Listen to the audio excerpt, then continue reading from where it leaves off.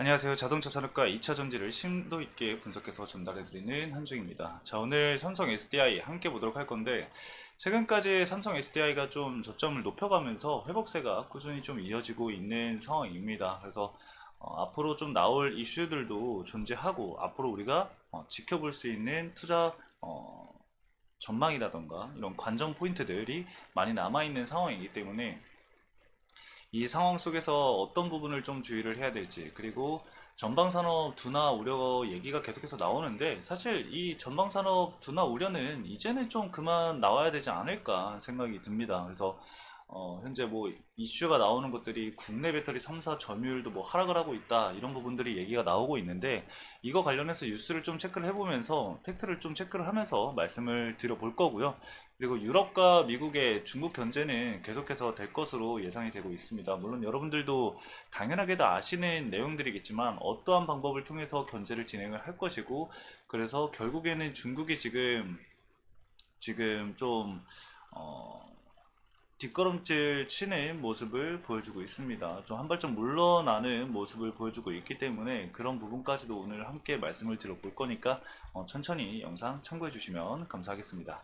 그럼 본격적으로 삼성 SDI 함께 보도록 하겠습니다. 먼저 좀 최근에 나온 기사를 같이 좀 읽어보도록 하겠습니다. 5월 7일 날 나온 기사고요. 1분기 글로벌 전기차 배터리는 22% 성장을 했고 국내 3사 점유율은 하락을 했다. 이렇게 좀 기사 제목에 자극적이게 나왔는데, 일단은 여기서 말씀드릴 것, 이 전기차 배터리, 전기차 관련해서는 사실상 기존에 생각했었던 이런 컨센서스보다 좀 둔화하는 모습을 보여주는 거지, 이 산업 자체가 성장을 하지 않는 것이 아닙니다. 이거는 여러 번 여러분들에게 말씀을 드리고 있는 거고, 많은 전문가들이 얘기를 하고 있는 상황이죠. 그래서 전기차 성장은 계속해서 이루어지고 있는 상황이고, 1분기에는 이 22% 정도 성장을 했다. 국내 3사 점유율 하락 관련해서는 제가 좀 읽어보면서 여러분들에게 말씀을 드리도록 할게요. 7일 에너지 전문 시장 조사업체인 이 SNE 리서치에 따르면은 올해 1분기 1월부터 3월이죠. 1월부터 3월까지 세계 각국에 등록된 전기차에 탑재된 배터리 총 사용량은 158.8기가와트시, 이로 전년 동기 대비 22% 증가를 했다라고 합니다. 1위는 CATL, 2위가 비아디, 3위가 우리나라인 이 LG 에너지솔루션이고요. 4위가 파나소닉, 일본 기업이죠. 그리고 5위가 삼성 SDI, 6위가 SK온을 기록을 했습니다. 그래서 밑에 내용을 좀 살펴보면은 국내 3사 합산 점유율은 전년 동기 대비해서 2.8% 하락한 23.5%를 기록을 했다라고 합니다. LG 에너지솔루션 배터리 사용량은 전년 동기 대비해서 7.8% 증가한 21.7기가와트시에 점유율 13.6%로 3위에 올렸고요. 삼성 SDI 같은 경우는 국내 3사 중 가장 높은 36.3% 성장률을 보이면서 8.4기가와트시의 점유율 5.3%로 5위를 차지를 했습니다. 자, 삼성 SDI의 이 성장률이 굉장히 큰 폭으로 나타나고 있다라는 점이 우리가 중요하게 봐야 될 부분 중에 하나죠. 그리고 원래 북미 진출을 진행을 하지 않았었고, 그리고 투자도 이제 적게 진행을 했었는데, 앞으로 이런 캐파라던가 북미 진출에 예정되어 있는 이런 공장들을 체크를 해보면은 앞으로의 성장세를 우리가 좀 기대를 해볼 수 있다라는 점 계속해서 좀 알고 넘어가시면 좋을 것 같습니다.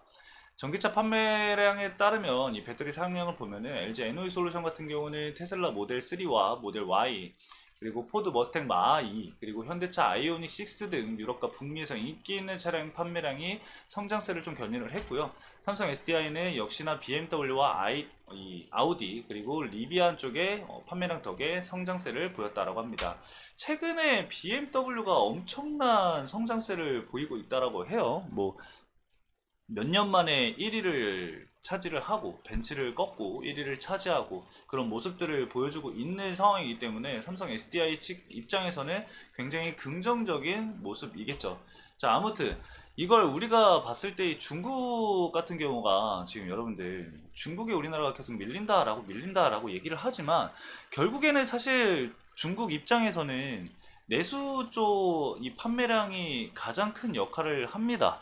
결국에 이건 어쩔 수 없어요. 내수 물량이 중국의 입장에서는 내수 물량이 압도적으로 차지를 하기 때문에 이 판매량이 늘어나 보이는 거지, 이 한국이 그만큼의 점유율이 막 엄청나게 떨어지거나 그런 부분이 아니라고 저는 생각을 합니다. 그리고 지금 미국과 유럽에서 이 중국을 견제하는 이런 제재 관련해서 계속해서 이야기가 나오고 있는 상황이죠. 유럽 연합 같은 경우는 중국 전기차에 추가적인 관세를 부과할 것이다 라는 얘기가 꾸준히 나오고 있는 상황이고, 어, 최근까지 이제 중국이 보조금, 정부에서 이제 보조금, 불법 보조금이죠. 불법 보조금을 통해서 저가형으로 인해서 이제 생태계를 교란하고 있다라는 얘기가 나오고 있기 때문에, 유럽연합이 이제 작년 10월부터 올해 11월까지 이제 1년간 중국 정부의 전기차 보조금 지급 현황을 조사를 하고, 만약에 불법 보조금이 있다라고 한다면은 추가적인 관세를 부과할 것이다 라고 얘기가 계속해서 나오고 있는 상황이고, 미국 같은 경우도 뭐 IRA는 말할 것도 없고, 그 301조 관련해서 나오고 있죠, 지금 얘기가. 이 슈퍼 301조 관련해서 얘기가 나오고 있는 상황인데, 이 슈퍼 301조가 무엇이냐? 이거는 이제 좀 오랜, 좀 옛날로 갔을 때, 1974년에 제정된 미국의 무역법, 이 301조인데, 특정 국가의 이 불공정 무역 관행의 시행을 요구를 하고, 반덤핑 관세나 그리고 상계관계를 부과해서 미국 수출을 제한할 수 있도록 하는 조치다라고 보시면 될 것 같습니다. 그래서 결국에는 이 관세 폭탄을 때려버리겠다라는 거거든요. 이미 중국은 한번 당했었던 부분이기 때문에 이거 관련해서 굉장히 좀 두려움을 갖고 있을 겁니다. 그래서 최근에 301조 얘기가 나오면서 중국이 한 발 좀 물러난 모습을 보여주기도 했죠. 그래서 중국 정부에서 이 과잉 생산에 대해서 좀 의식을 했는지 중국 배터리 생산 속도를 좀 늦춰라 라는 얘기가 나오고 있습니다. 그런 부분들을 우리가 좀 생각을 해본다고 한다면은, 중국에서는 사실 이 미국이라던가 유럽 쪽에 입지를 계속해서 줄여 나갈 수밖에 없는 상황이고, 그 상황 속에서 우리나라는 계속해서 그 입지를 넓혀가기 위해 진행을 하고 있는 상황이죠. 그리고 추가적으로 이제 미국 의회에서도 이 미국 자국의 이 자동차 산업 보호를 위해서 중국산 전기차에 관세 부과를 촉구를 하기 위해서 나섰죠. 미국 상원에서는 지난 2월 말에 이 중국 전기차를 포함해서 자동차에 대한 기존 27.5% 관세를 최대 125%까지 올리는 법안을 발의를 했습니다. 중국 자동차 회사에서 만든 전기차라면 제조한 지역과 상관없이 일률적으로 125% 관세를 부과하려는 강력한 조치라고 볼 수가 있겠죠. 만약에 이게 통과가 된다라고 한다면은 정말 뭐 중국 입장에서는 엄청난 이 리스크를 떠안는 거가 되고, 이제 그리고 관세가 이제 관세가 커지기 때문에 가격적인 측면에서도 사실 저가 공세를 해왔었던 중국이라면은 이 타격을 받을 수밖에 없겠죠. 그래서 그런 부분들을 고려를 해본다고 한다면은 우리나라 입장에서는 호재일 수밖에 없다라고 볼 수가 있을 것 같아요. 그래서 중국 이슈를 너무 크게 생각을 할 필요는 없을 것 같습니다. 우리나라가 기술력이 딸리는 것도 아니고 점유율 자체도 올려가고 있는 상황이기 때문에, 그리고 LFP 관련해서 우리나라가 이제 기술 개발을 진행을 하고 있는 상황이고, 그리고 전기차 이 전방 산업 관련해서 얘기가 계속 나오고 있는데, 이 배터리 기업 같은 경우는 사실 전기차에만 이 배터리를 납품을 하는 게 아니라 ESS 에너지 저장 장치도 진행을 하고 있습니다.